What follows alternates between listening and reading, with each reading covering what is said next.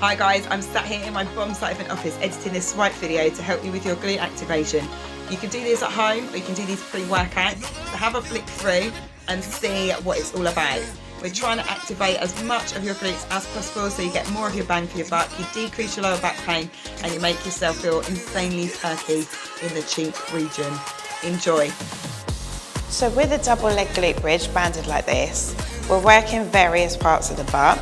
So it makes it loads harder having the band. So if you find it difficult to start with, take the band off. You're looking to push through the heel as you bring your pelvis up. For most people it works really well with a slight tuck at the top. So you're bringing your pelvis under like a flasher. Lower it down. Trying to push into the heel and squeeze the glutes as hard as you can. And however hard you think you can squeeze, you can always squeeze harder. So really bring them up, try not to let them go all flaccid and flappy as you bring them down towards the floor, and just really work through that heel, bring it up slowly and controlled with a pause at the top. Having the band encapsulates another group of muscles, so it's really then important to keep those knees tracking outwards, so your toes and your knees point very slightly outwards in order for you to encapsulate all the muscles in the same movement. This is a CLAM.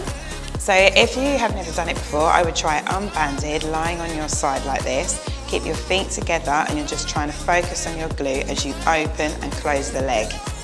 If you feel like you've got it, add the band. And then when you feel like you've got that too, you're going to come up into a side plank and we're looking for an extended range of motion. That means it has a hip drop in between and then you come up and open the knees in that lovely fluid motion.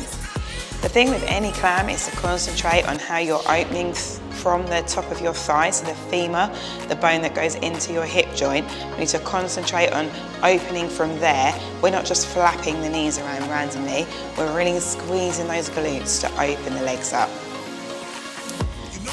The single leg glute bridge, or even a single leg hip thrust, which is when your back's elevated, is a really good one for balancing the pelvis and to make sure you've got equilibrium between both legs. Some people will find that they've got one crap leg and one better leg, so something like this is really good to make sure both legs are doing an equal amount of work when you're doing double leg stuff. So the same rules apply as the glute bridge. You're pushing through the heel and lifting up, but we're concentrating on keeping that pelvis level and not swinging it around. We're never going to hit the floor with a big slap. We're always going to control those glutes, especially as we're coming down, which is a super important part of the lift. These banded crab walks, it's really important to monitor your posture. So you're trying to keep your upper back pin on. We'll talk loads about upper back in other videos, but we're trying to keep the hips slightly dropped and the chest up. So rather than laying on your own lap with your chest, really working to keep it up. If you can't keep your chest up, just bring your hips up slightly so you can keep that upright line as you're traveling.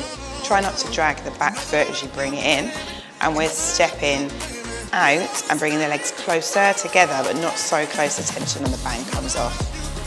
Doing stuff like body weight squats with a band on are great prelims for doing any squat work in your workouts. It also really helps with something called knee valgus when your knees come in when you squat, so you should be able to keep your knees tracking outwards, so the inside of your kneecap looks towards the baby toe as you come down into your squat.